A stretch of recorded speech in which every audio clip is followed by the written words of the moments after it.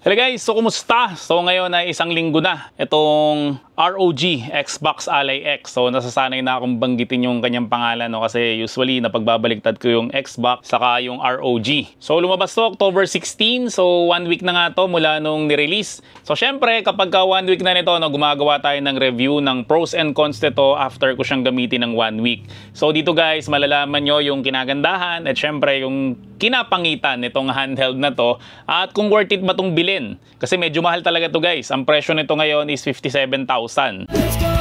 Let's go! Start! So para hindi masyadong humaba tong vlog na to guys, no? So impusahan na natin sa mga pros niya.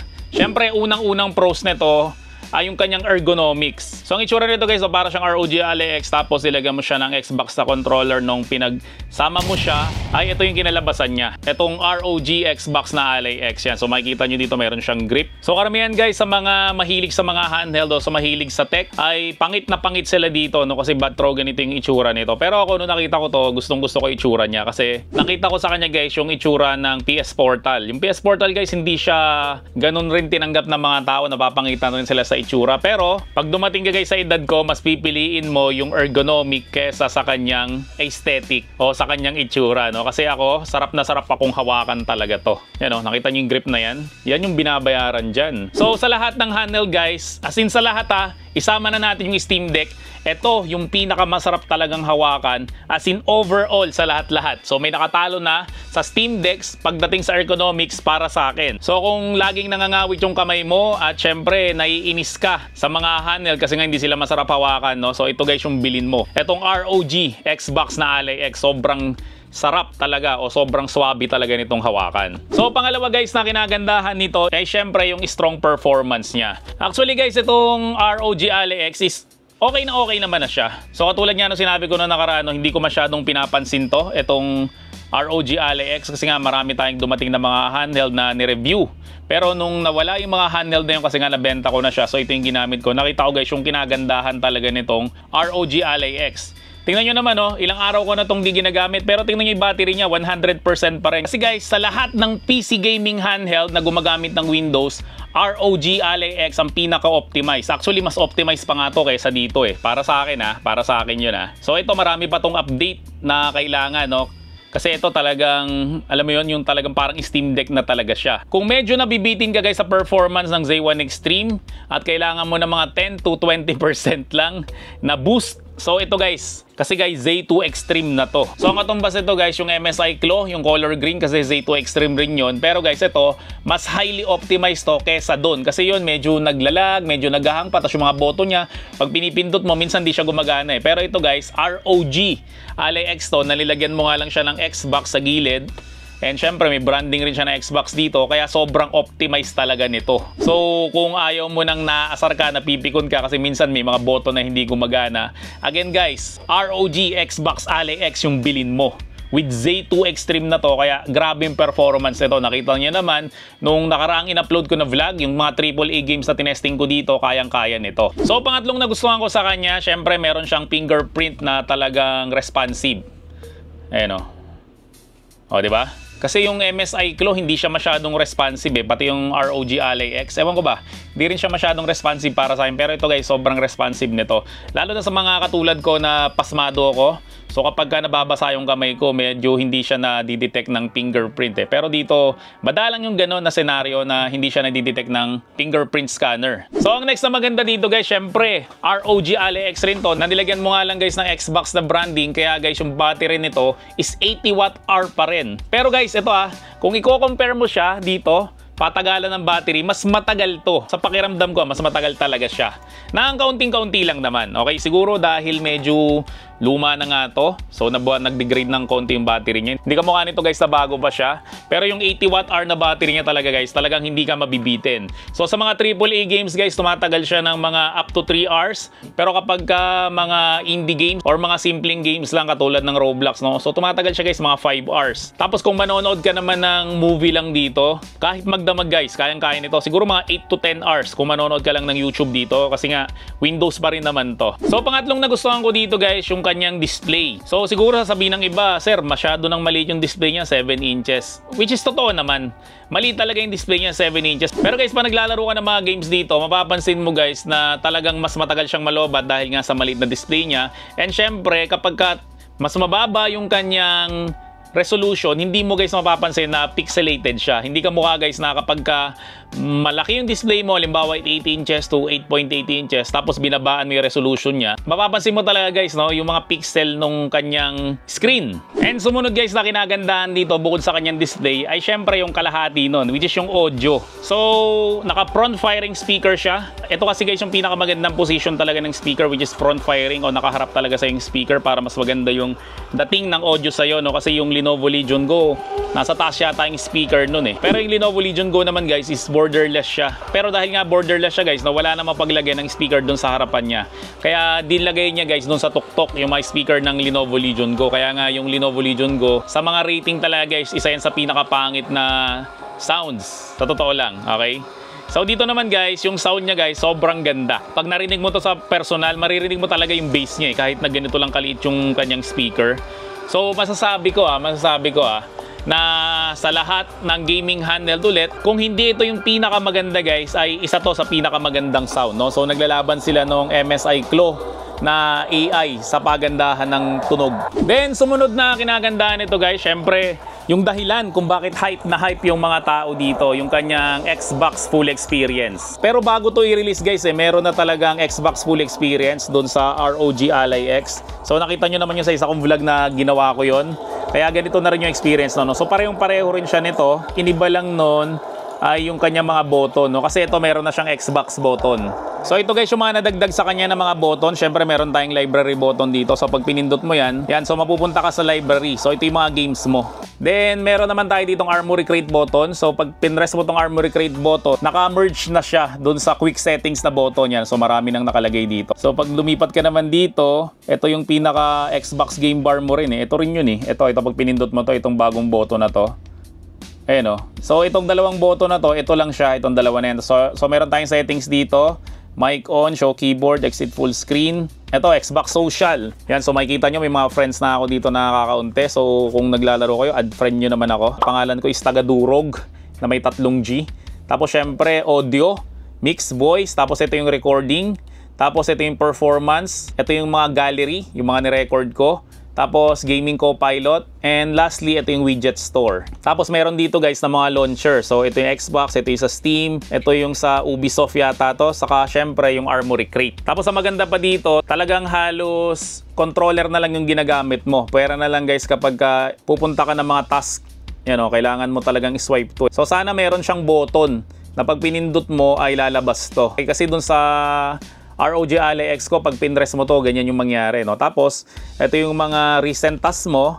So, pwede kang bumalik dito sa Little Nightmare. Tapos, kung ayaw mo na yan, pwede mo siyang i-close. So, pag i-close mo siya, guys, select mo lang yung window na gusto mo, tapos press mo lang yung X. Yan, so naka-close na kagad yung Little Nightmare, no? So hindi mo na kailangan mag-entas dito. Yan, so ito yung isa sa pinaka-hype talaga, itong Xbox na full experience na makukuha mo rin naman to sa mga handheld basta marunong ka lang mag-install. Pero ito kasi guys, pre-installed na talaga dito. Sobrang smooth niya na talaga. Yan, kasi ilang beses na tong nag-update eh. Sumunod guys na nagustuhan ko dito, yung kanyang recording. Actually, meron na talagang recording yung ROG Ally X and syempre sa ibang gaming handheld. Pero ito guys, nagustuhan ko talaga yung recording nito, lalo na guys as a content creator. So may makikita kayo guys na mga ina-upload ko na mga video about sa mga gameplay na hindi na ganito yung setup ko na tinututukan ko siya ng camera, yung mismong screen na nire-record ko sa kanya, no? So ang ganda guys, napakasimple niya lang ng recording niya. So ipipress mo lang to, itong Xbox button, tapos pupunta ka lang dito guys sa may camera, tapos yan, pwede ka mag-picture. Then ito naman guys, pwede kang mag-recording. So ang ginagawa ko, nilalagyan ko siya ng external na mic para mas maganda yung audio ko. Or pwede rin naman kahit na ito na lang, kahit wala kang external mic guys, maganda pa rin naman ng audio, no? Pero as a content creator nga kasi guys, no, mas sanay talaga akong gumagamit ng mic. So pag pinress mo to, yan, magre-recording na yan. So kapag ka na-record mo na siya guys, pwede kang pumunta dito, no, see my captures. Yan, tapos ito na yung mga ni-record ko sa kanya. Yan, so minsan dinidiretso ko na yan na i-upload sa sa YouTube. Kasi nga guys, Windows rin naman to.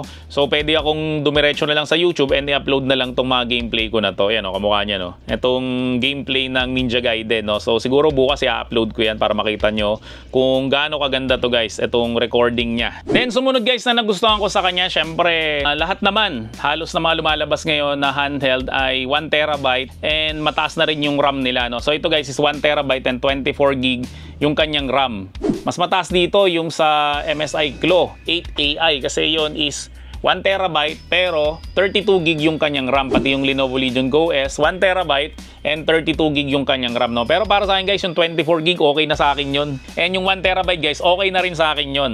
Kasi yung iba gusto nila mag-upgrade na mag-upgrade eh. Yung tataasan nila to 4 terabyte, yung iba naman 2 terabyte. Pero sa akin, okay na yung 1 terabyte. Pwede mo naman tong lagyan ng micro SD card dito. Kasi sa akin lang naman to pag mataas kasi guys yung storage ng iyong device, ang nangyayari dyan, install ka lang ng install ng games. Tapos mag-install ka ng install ng games guys, hindi mo naman nalalaro lahat yan. So sigurado yan, maraming makaka-relate sa akin dito na ang ginagawa nyo na lang ay puro na lang kayo ng install. Tapos sisimulan nyo mga 5 minutes, after nun, tutulugan nyo na lang.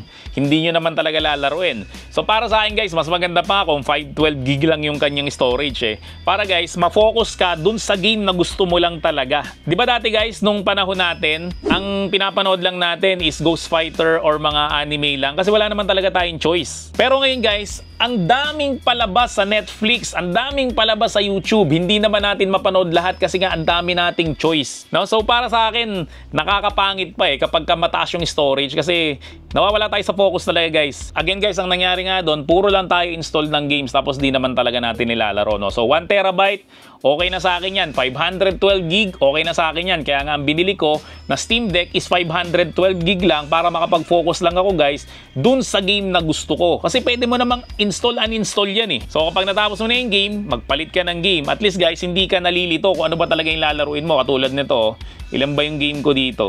1, 2, 3, 4, 5, 6, 7, 8, 9, 10, 11, 12, 13, 4, 15, no? Kasama pa yung Roblox, 15 na games, di ba? Ang dami na nga yan eh. Kailan mo pa matatapos yan eh? Ang isang game, para matapos ko, inaabot ako ng 1 to 2 weeks.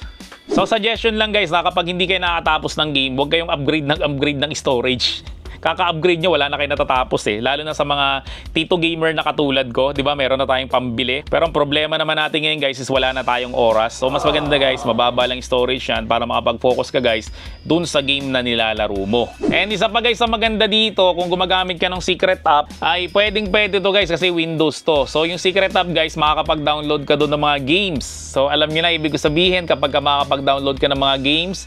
So itong mga games na to, ayan o, Cyberpunk, itong Ragnarok na God of War, Little Nightmare 3, Spider-Man 2, Silent Hill F, Ratchet & Clank, saka itong Ninja Gaiden 4 guys, dinownload ko lang yan sa Secret App. So again guys, kung gusto mo mag-avail ng Secret App na yon, so ipa-flash ko na lang guys sa screen kung saan ba guys ma-avail yung Secret App. And sumunod na nagustuhan ko sa kanya guys is Windows nga siya, tapos Z2 Extreme na siya. So sobrang lakas talaga nito. Na ang ginagawa ko nga dito minsan is dito na ako nag-e-edit eh. Yan, halimbawa, itong Doom the Dark Ages. Ito yung nilaro ko noong nakaraan eh. Yan, tapos open with ko lang siya. Tapos Microsoft Clipchamp. Oh, actually guys, ang ginagamit kong pang-editing is Filmora, no? Pero kapag screen recording lang naman, tapos chop lang naman, ito pwedeng-pwede na to. Oh, di ba? Pwede ka na mag-edit dito. So pwede mo siya guys ilagay sa mas malaking monitor.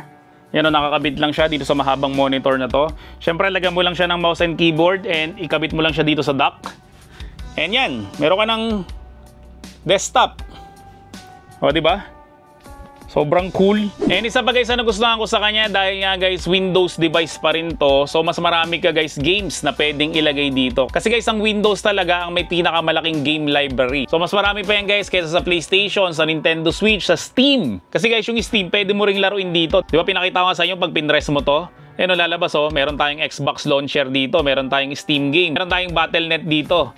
Tapos, syempre, itong Armory Crate. So, pag pumunta ka guys sa Xbox and nag-subscribe ka sa kanilang Game Pass, so, pwede ka guys maka-download dito ng 300 plus na games. Ito yung mga games na na-download ko. Usually yan for free lang kapag subscriber ka guys ng PC Game Pass worth 320 pesos per month. Kasi dati 185 lang yun. Ngayon 320 pesos per month na siya. Ito pakita ko sa inyo guys yung mga games again sa PC Game Pass sa mga hindi pa nakakaalam. Yan o, 300 plus na games ang pwede mong ma-download. So ito, all games natin ha. Tapos, relevance gawin natin, recently added to Game Pass.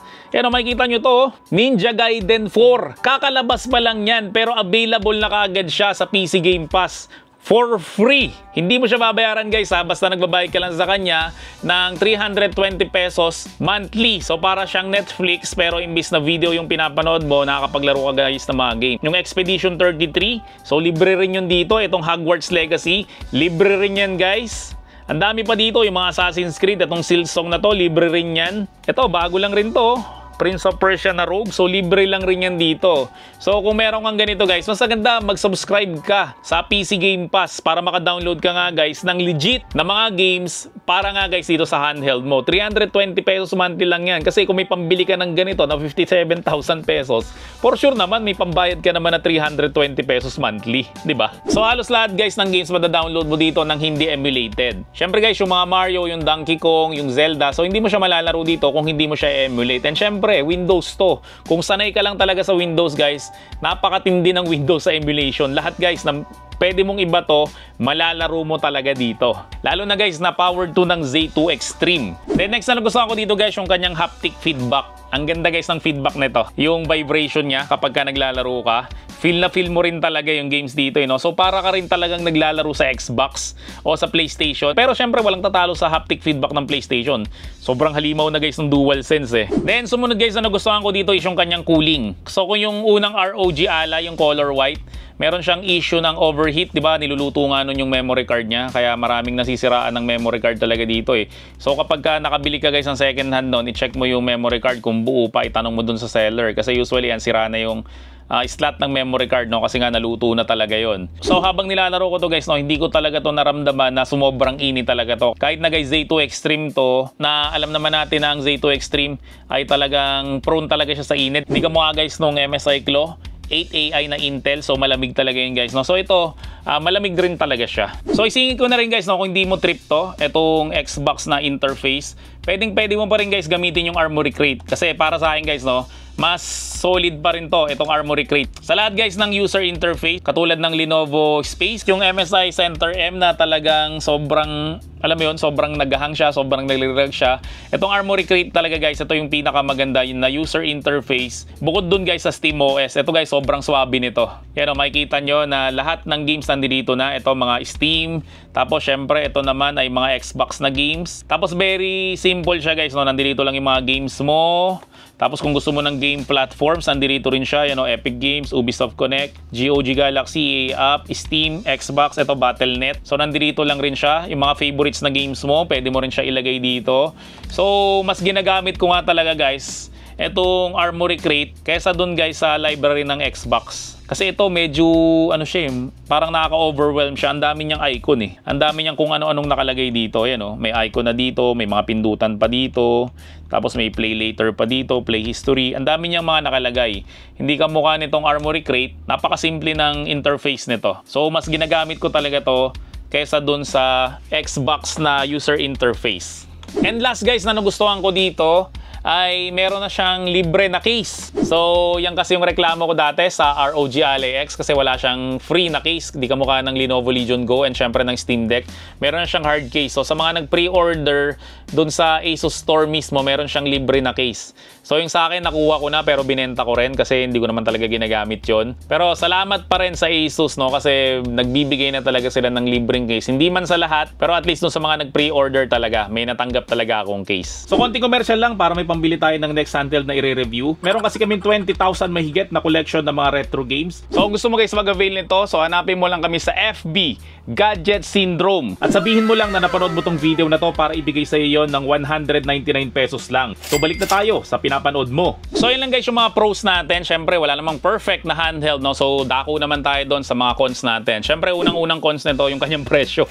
Grabe, muntik na ako hindi mapabili nito kasi sobrang taas ang presyo nito. Kung ako lang talaga yung tatanungin nyo, at hindi talaga ako content creator, hindi ako bibili nito eh. Okay na sa akin tong ROG Ally X. Kasi konti lang naman talaga yung nilamang nito doon. Pero as a content creator nga, syempre kailangan ko ng mga bagong handheld na kamukha nga nito. Okay, pero kung personal na tao lang ako, hindi ako bibili nito. Okay na ako dun guys sa ROG Ally X. Then sumunod guys na hindi ko nagustuhan dito, syempre ang mahal-mahal nga nito. Hindi pa nila ginawang OLED screen to. Pero guys, yung screen niya maganda naman, pero syempre iba pa rin talaga guys eh. Iba pa rin talaga pag nakagamit ka na ng OLED. Iba yung ito mga bleeding na yan, no? Itong mga gray na yan, wala yan sa OLED eh. Siguro kung bibili ako ng Lenovo Legion Go 2, yun lang yung magiging dahilan ko kasi OLED screen siya eh.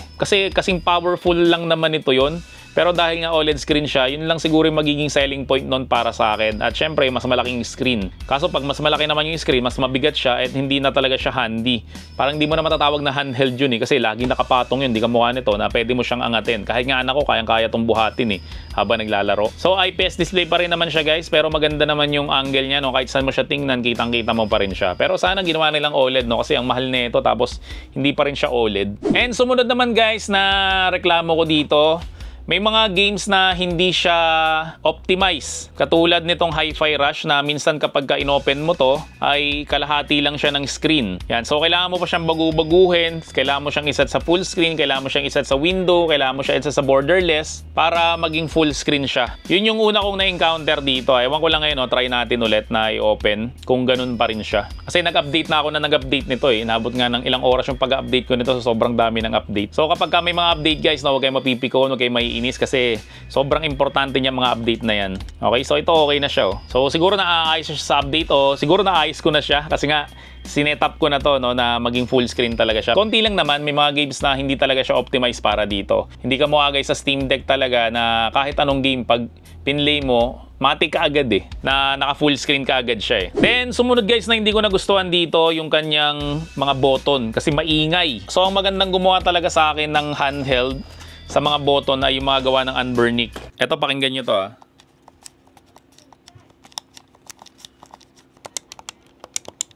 Ayan o, dinig nyo. Ang ingay. Ito, okay lang to eh. Ito. Ito, ingay oh. Hindi ko ine-exaggerated yan pero ang ingay talaga nito. Pero sa Anbernic oh, ang tahimik niya lang eh.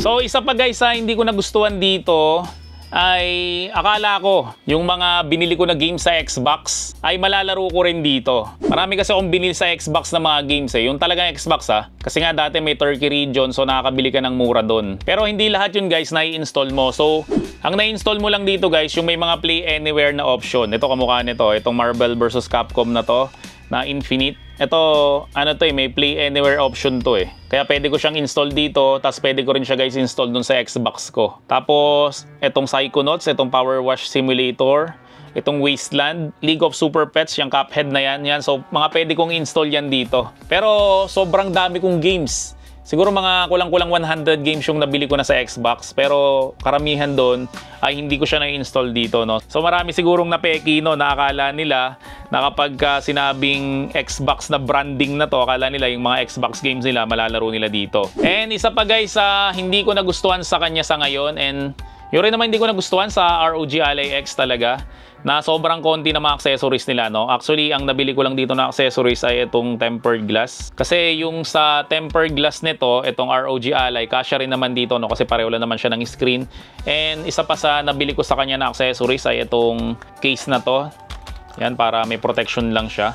Pero yung official na grip niya, wala siyang ganun eh. Kasi masarap naman talaga siyang hawakan. Pero syempre, nag-iingat tayo na hindi siya magasgas. Kaya ito, binilang ko siya ng case na to, no? So, itong case na to, may stand to. So, kung gusto mo guys malaman kung saan nabili itong tempered glass na to at syempre yung case na to. So, makikita mo dyan. May nakalagay dyan na shop or ano kaya dun sa description section ng video na to.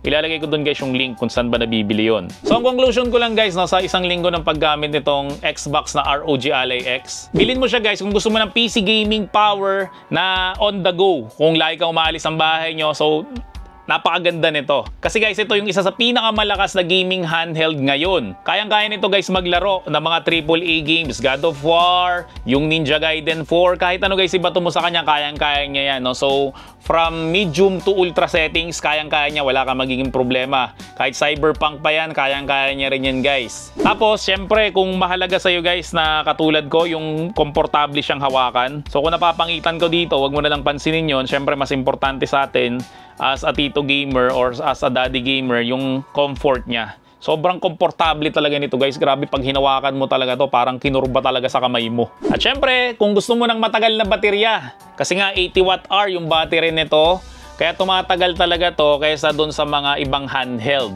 And lastly guys, syempre kung gusto mo ng console-like na experience. Kasi nga guys, mayroon na tong Xbox full screen experience, kaya parang console na rin talaga to. So sigurado yan, i-update pa nila to at lalo pa talaga tong gaganda. Kasi yung unang labas ng Xbox full experience, wala kang makikitang window desktop dito pero ngayon meron na siya. Yan, kung gusto mo talaga guys ng parang Steam Deck na rin siya or parang Nintendo na rin siya. Ito guys, sobrang ganda nito. Kaysa dun sa MSI Cyclo na naka-Windows pa rin siya eh. So yun yung selling point talaga dito, kaya nga nag-merge yung Xbox and syempre itong ROG. So sa hardware is yung ROG o yung Asus, tapos sa software naman guys ay yung Windows. Mananavigate mo na talaga to kahit hindi mo siya i-touchscreen, bukod lang sa ganito. Kung hindi mo naman siya ililipat-lipat, pwede na to. And ito naman guys yung mga dahilan kung bakit hindi mo to kailangan bilhin. Syempre unang-una, budget. Syempre mahal nito, di ba? Kahit naman gustong-gusto mo to, wala ka naman pambili, wala rin tayong magagawa. Pangalawa guys, syempre kung gusto mo ng OLED na screen, kasi ito is 7 inches lang na 120Hz IPS display lang. Hindi to guys kasing vibrant talaga ng OLED. So kung gusto mo guys ng OLED na display, abangan mo na lang guys yung Lenovo Legion Go 2. Kaso mas ginto yung presyo nun. So baka meron sa inyong nagbebenta ng Lenovo Legion Go 2. So alukin nyo naman ako, wag lang sanang sobrang taas ng patong nyo. And lastly guys, na dahilan para hindi mo to bilhin ay kung ayaw mo ng Windows. Kasi kahit na ganito to, Windows pa rin to eh. Kung gusto mo talaga guys ng sobrang smooth na talagang handheld na experience na, bilhin mo talaga guys is Steam Deck, ano kaya Nintendo Switch 2. So yun lang guys yung conclusion ko after kong gamitin to for 1 week. Siyempre kung nagustuhan mo naman tong video na to, huwag mo naman kalimutan mag-subscribe dito sa channel ko, i-like mo na rin tong video na to at turn on mo na rin yung notification bell para like updated sa mga vlog ko about sa mga gadgets. So yun lang, maraming salamat ulit sa inyong lahat. Hanggang sa muli, paalam!